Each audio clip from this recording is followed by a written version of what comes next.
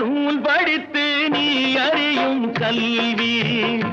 பொது நலம் நினைத்து நீ வழங்கும் செல்வம் பிறர் உயர்வினிலே உனக்கிருக்கும் இன்பம்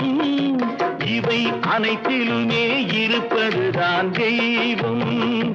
இவை அனைத்திலுமே இருப்பதுதான் தெய்வம் இதோ எந்த தெய்வம் முன்னாலே நான் ஒரே ஒரு புன்னகையில் கண்டேனே